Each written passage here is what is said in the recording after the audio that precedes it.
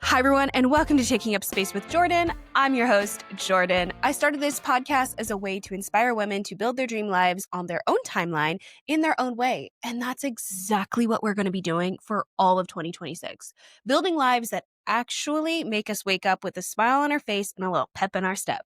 Now, this year, I didn't want to start with the whole, here are the 5 routines you need to be successful spiel. I didn't want to do that because honestly, you already know what you want and what you need to do by now. January is usually when we're feeling hopeful, motivated, and excited about what's ahead.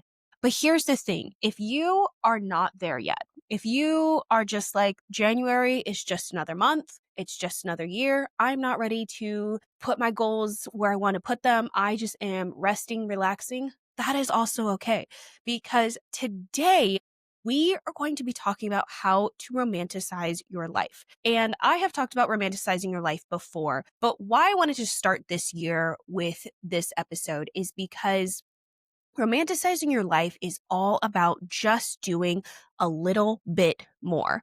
And in 2026, I feel like I personally am going to be hustling, I'm going to be bustling, but I don't want to forget to do the small things for myself. So if you're interested in learning how to give yourself a little smooch every day, go ahead and keep on listening. And don't forget to like, share, and subscribe so you can help support the podcast and me, as well as maybe help someone else out that might need to hear and need a reminder that they need to smooch themselves every now and then. All right, so let's get into it. Pardon the interruption, but you may have noticed I'm in a little bit of a new space. I've decided to give Taking Up Space a little bit of a rebrand. Not a super big one. The font size isn't changing. The artwork and all the things, those aren't changing. But I want these conversations to feel like you and I are just sitting down on the couch and having a cozy little time.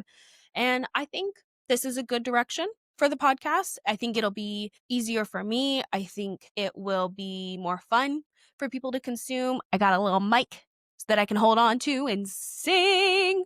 So I hope you enjoy it and let me know what you think in the comments of the new vibe. We're just sitting on the couch. We're having a good time. And if you're listening to this on Sunday, happy Sunday. So the most important thing about romanticizing your life and romanticizing just your habits and your routines, it's about balancing the discipline with the softness. It's the ambition with the romance. It's the having fun while still hustling and being the baddie that you want to be.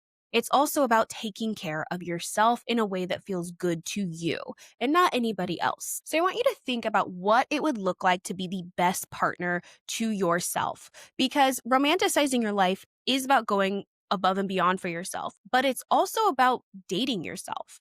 It's about you getting honest about what makes you feel cared for, what makes you feel seen and loved. So really what I'm asking here is, what do you need in order to fall in love with yourself again? And that's a huge question. I know it's one that I've been battling with myself, but we're not answering it all at once. We're starting in small, tiny ways by taking the things that you already do and love and making them just a little bit more intentional. Because again, romanticizing your life is all about just a little bit more. And I cannot stress this enough. It's unloading the dishwasher while your coffee is brewing so that you don't have to do it later and your kitchen is a mess and you can't make yourself lunch or breakfast or anything. It's putting on your favorite cozy outfit just because. It's brushing your teeth and actually doing your skincare routine in the mornings. It's asking yourself, how can I add the little sprinkles to this moment? And here's the thing. There's real science behind this. When you do small, caring things for yourself throughout the day, your brain starts to look for more good things. You feel more confident, more hopeful, more open, your nervous system settles, and dopamine and serotonin are starting to do the damn thing that you need them to do in order to genuinely be a happier person. So I want you to think about your morning routine or your nighttime routine, just basically some routine that you kind of already have pretty locked down already. I want you to ask yourself, where can I add a little more whimsy, a little more ambiance, a little more magic? For me, that looks like in the mornings, I'm opening my blinds, I'm turning on my candle warmer, I'm unloading the dishwasher while coffee heats up. And since it's the wintertime, I'm putting on a little YouTube fireplace while I journal. I am creating the vibe of peace. I'm allowing myself to just take a few extra minutes, honestly, seconds, just to create the ambiance that I want so that I can feel more joyful throughout the day. And all of those extra things, they take maybe about 5 minutes. It's the same amount of time that my coffee maker needs to warm up. So instead of doom scrolling on TikTok or already looking at my work email, I'm gently moving my body. I'm waking up my home. I'm letting light into my home and I'm setting the tone for the peace before the chaos of the day begins. I'm basically taking control of the start of my day so that I can have the reminder that, hey, I took 5 minutes to set the mood, to set the vibes. I have control over my life. I may not have control over the outside world, but I do have control here. And that's romanticizing your life. So when you think about the routines you already have, ask yourself, how can I add just a little bit of sprinkle here? And listen, these things are going to take effort, but it's effort for no one else but yourself. How much energy were you spending on things in 2025 or people who didn't reciprocate? So let's take that energy and pour it back into ourselves this year. So when we are feeling a little less motivated about our goals, we can have these little moments to inspire ourselves to keep moving forward. Because that effort is what fuels your goals. When your kitchen is clean in the morning, you're more likely to make yourself a nourishing breakfast. When you take the 5 minutes for your skincare, you actually feel like you can do your makeup and feel your best self. And yes, when you do your makeup, sometimes you are going to feel more confident, and there is nothing wrong with that. What it is it's you taking the time to take care of yourself. And romanticizing your life is all about intentionality. It's about mindfulness. When you start treating yourself like the main character, you show up like one. You feel lighter, more creative, more open to the little moments of magic that life offers. And I know this might sound a little woo-woo, and yeah, maybe I am lately, but in 2025, I had a lot of doors and windows just slamming shut. And instead of listening, I fought them. I forced myself into routines and habits that didn't align with who I was becoming. But coming into 2026, I've started shifting and I've allowed those doors to close and I'm done fighting them. I'm choosing the windows that I can find. Instead, I am listening to the universe and opening myself up to more possibilities by being intentional about where I put my time, about being intentional about where I put my energy. So yes, I am taking the extra 5 minutes to do my skincare. I am drinking my magnesium while I journal at night. I'm being intentional again about where my time and energy are going. And I'm already feeling the benefits of this. This episode is coming out on Sunday, January 4th, but I started my journey right after Christmas. So I can say that even after just 1 week, I am feeling the good energy of romanticizing these small things. And I want you to be able to feel these good vibes with me. So let's talk about how you can start romanticizing your life in 2026. First, start noticing your day. Ask yourself, where could I add a little something extra here? Think of your life like a Trader Joe's prepared meal. It's already good.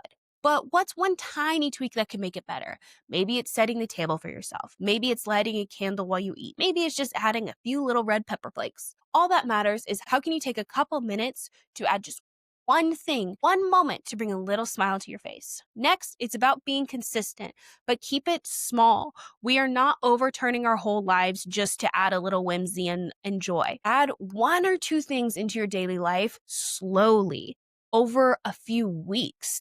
Micro steps are how you stay consistent.